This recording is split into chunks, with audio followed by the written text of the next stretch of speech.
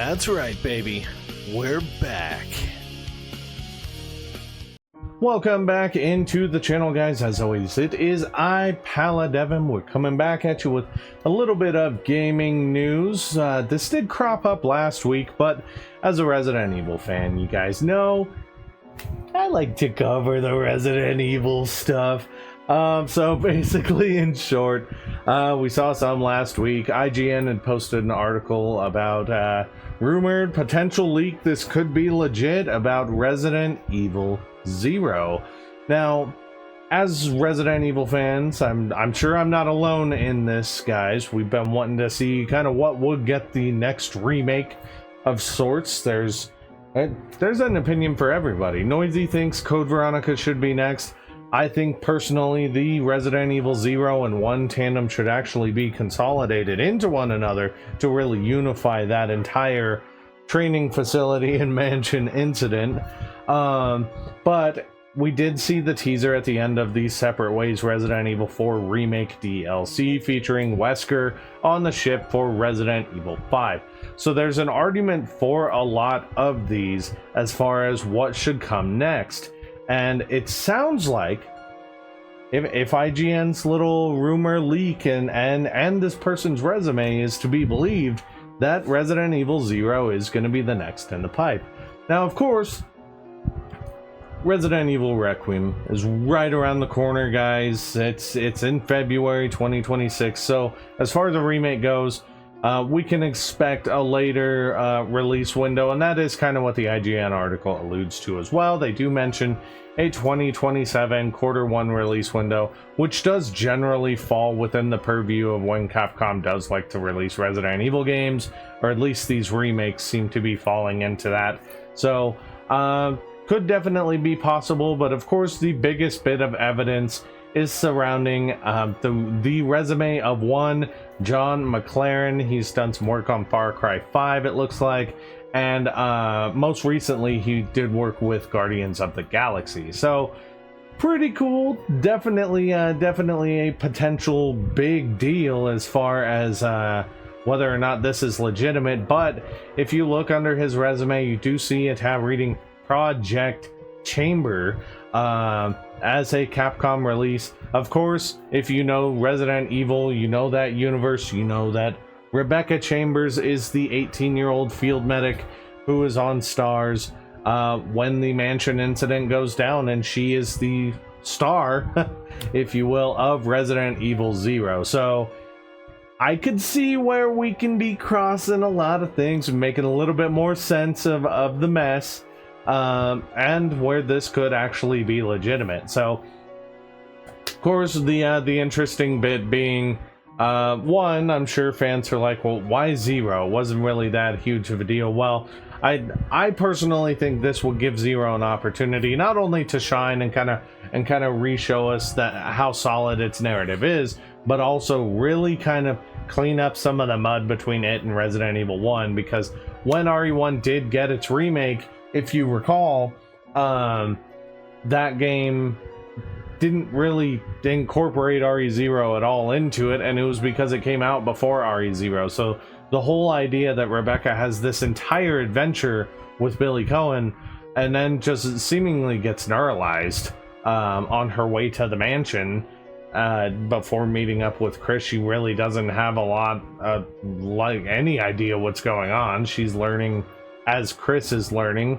It didn't really make a lot of sense, and it didn't feel cohesive. Of course, later entries, you know, the Resident Evil Umbrella Chronicles did a really good job of kind of bridging that gap. Rebecca does mention Billy in her campaign sections and things like that.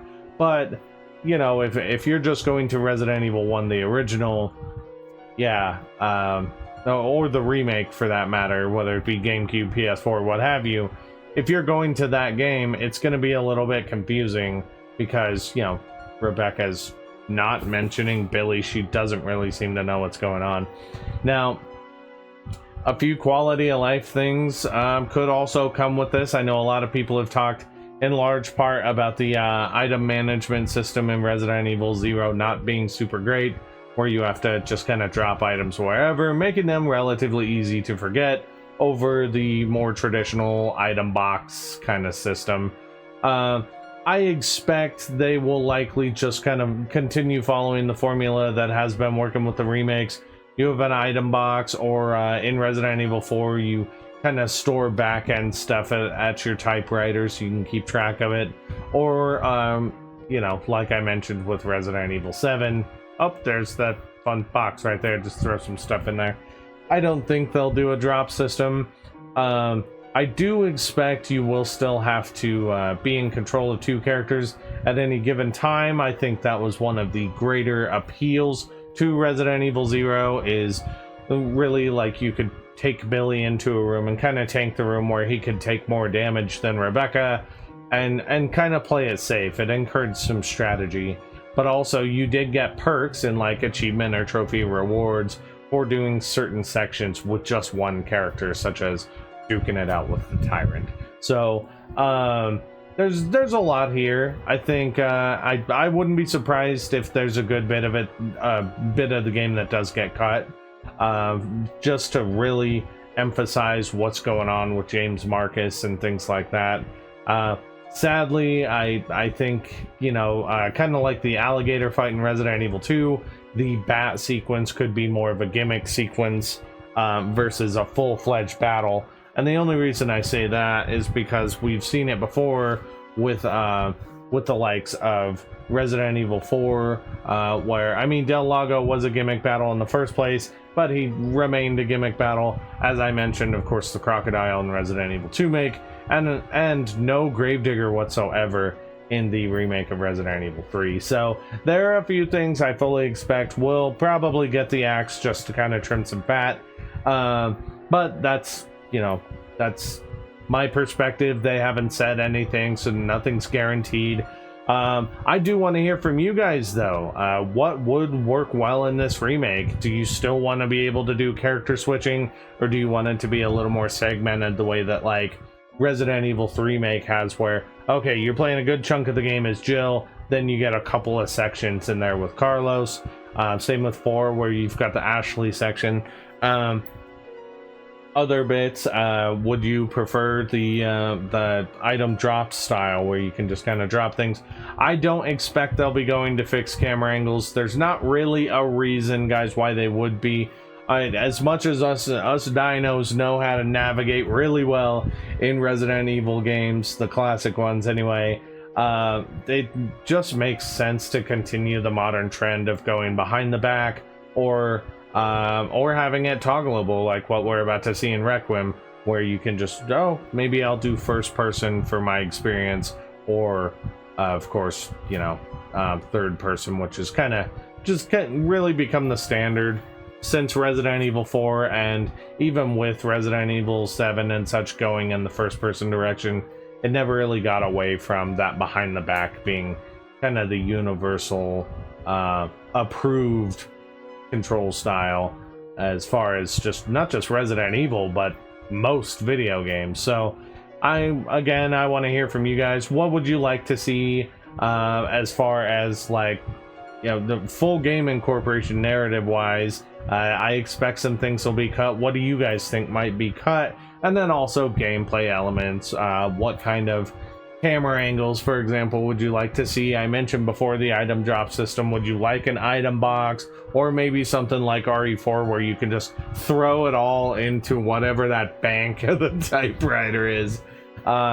Needless to say, should Resident Evil Zero be next after Requiem's release? I don't think that's necessarily a bad thing, because it's going to be really hard to sell an audience on, like, maybe the next entry being Resident Evil 5, when they don't really understand the progenitor virus, which kind of really had a huge point of emphasis with the leeches in Resident Evil Zero, but also the Zero gets remade. It opens the door to, yes, another RE1 remake, which I know a lot of people wouldn't be excited about, but I think would be crucial before doing Code Veronica or 5, so that new audiences coming in really can see that rivalry develop between Chris and Wesker and really understand what's going on there. But these are just my ramblings, baby, and I again want to hear from you. So I'm going to leave this one here, but I will see you in the next one.